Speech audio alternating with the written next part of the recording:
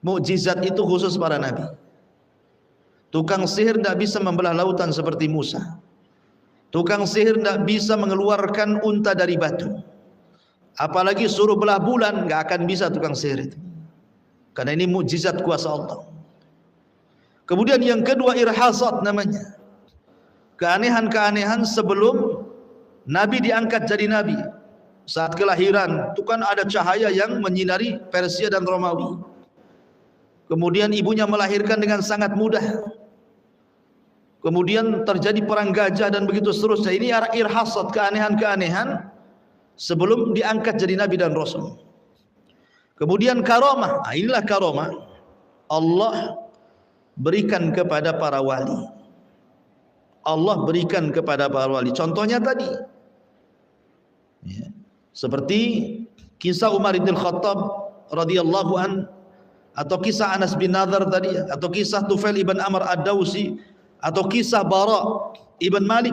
Itu juga terjadi ketika perang Tustar, kan terdapat keanehan sehingga akhirnya Allah menangkan dalam peperangan Tustar itu karena berkat doanya Bara ibn Malik. Karena ciri-ciri wali Allah itu mustajab doa, Bu.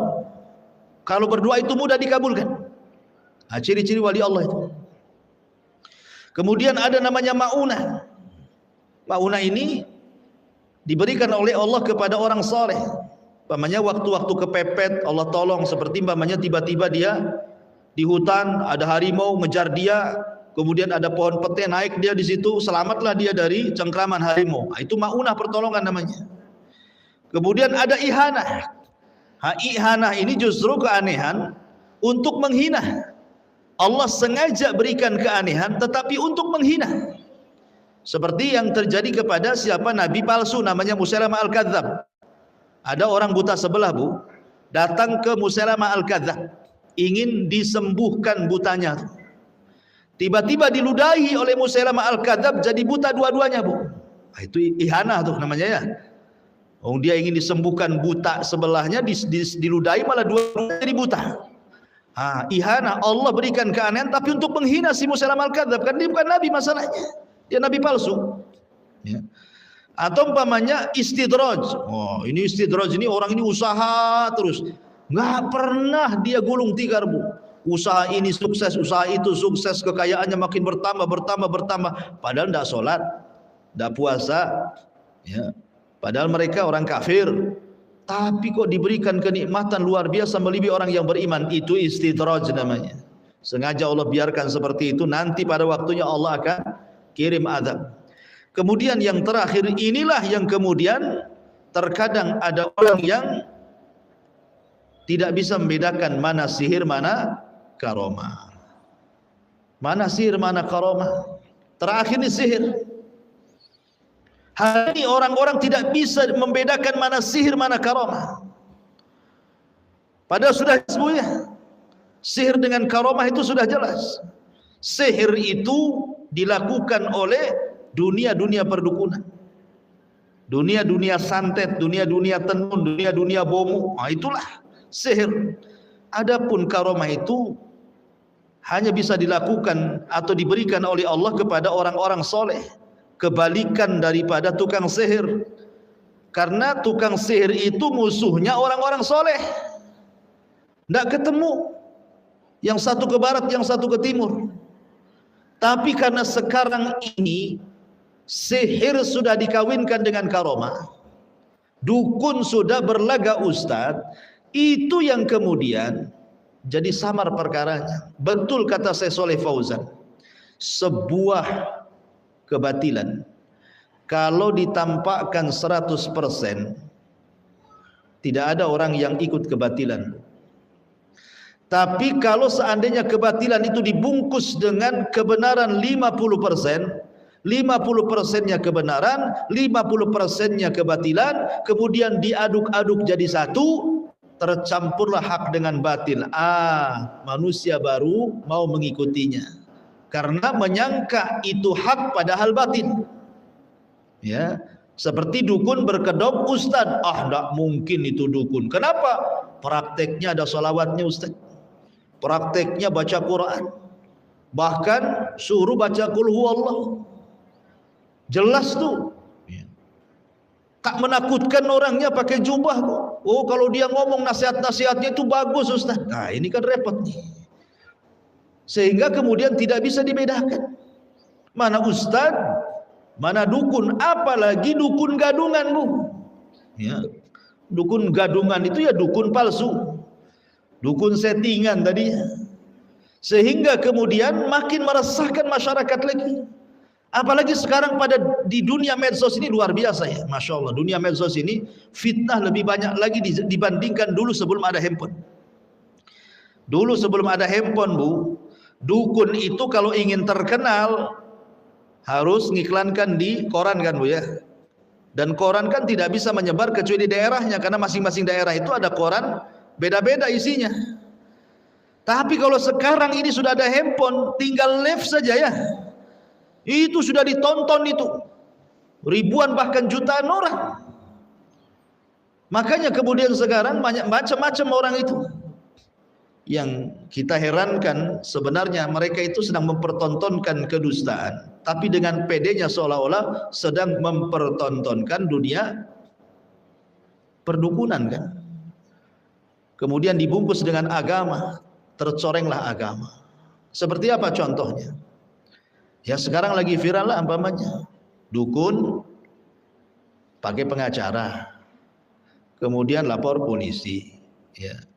Harusnya kalau memang dia dukun sakti ya, ini logika masyarakat awam saja ya Bu ya, tinggal buat santet saja lah kan gitu ya. Orang yang nyakiti dia, buatlah gerakan senyap, santet sajalah kan itu. Rupanya tidak bisa nyantet dia, berarti kan dipertanyakan keahlian dalam kedukunannya. Masih mendinganlah, berarti dia tidak sakti. Sebab kalau sakti lebih bahaya lagi, karena tidaklah kesaktian yang mereka miliki kecuali karena istikhdamus syaitan. Mereka enggak mungkin kecuali bekerja sama dengan setan itu. Ada lagi dukun sakit, masuk rumah sakit lagi. Kalau dia dukun, obatilah sendiri, baca mantra dia, atau akan datang kepada sesama dukunnya. Ini tidak, coba. Padahal dunia perdukunan dengan dunia medis itu, kesan di masyarakat itu lebih sakti dunia medis Bu ya. Dokter kalau mengeluarkan penyakit dalam badan Bu, itu mesti operasi dulu, dibelah dulu, disuntik dulu gitu ya Bu ya. Kadang-kadang nanti sakit, banyak prosesnya itu di rumah sakit itu. Tapi lihat tayangan-tayangan perdukunan tuh, sebentar saja dipegang perutnya, keluar tuh silet, paku, macam-macam. Sembuh tuh katanya, kan gitu, walaupun wallahu alam tuh. Tapi yang jelas bahwa, lah kenapa kalau dia punya kesaktian bisa mengobati orang, dia pula diobati ke dokter? Ini kan aneh gitu.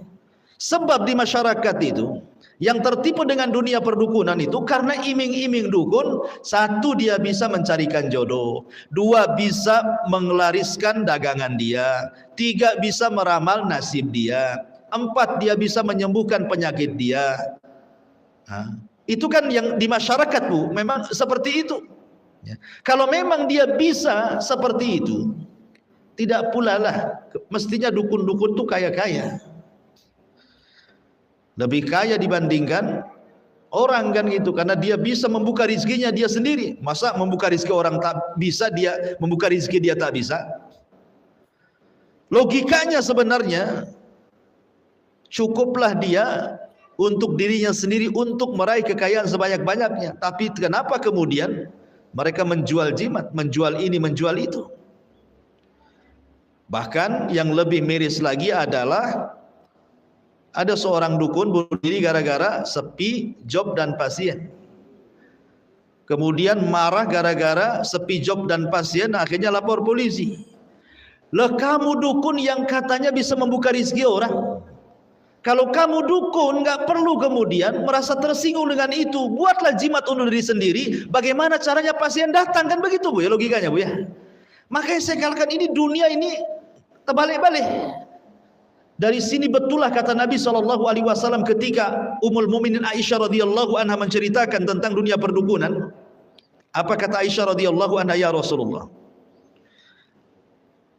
ketika menceritakan tentang beberapa orang yang datang kepada Rasul, dukun-dukun itu kalau bercerita, meramal sesuatu, terkadang ada benarnya. Tapi Nabi SAW mengatakan, ulaika laisu bisyai, kata Rasulullah. Mereka itu tidak punya apa-apa, kata Nabi. Mereka itu tidak punya apa-apa, tidak bisa menyingkap yang gaib, kata Rasul.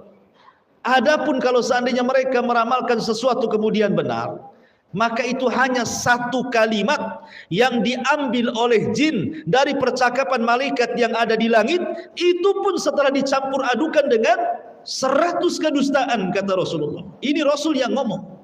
Jadi kalau 100 kalimat itu satu yang benar, 99 dusta, gitu loh maksudnya. Berarti dukun itu sendiri tahu dia sedang berdusta.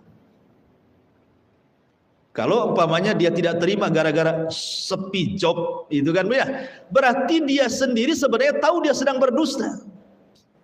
Kalau dia mengatakan seperti itu, buktinya dia bisa membuatkan jimat penglaris, buktinya dia bisa membuat jimat untuk perjodohan, untuk supaya para pejabat itu tetap bertahan di jabatannya atau naik pangkat. Lah kenapa dia bisa memberikan solusi kepada orang, solusinya sendiri tidak bisa diselesaikan? Ya. Makanya kalau bukan para pendusta siapa lagi? Kalau mereka bukan para pendusta, loh siapa lagi? Apa yang kita harus katakan kepada mereka? Maka kita katakan persis seperti yang dikatakan Nabi SAW, mereka adalah para pendusta.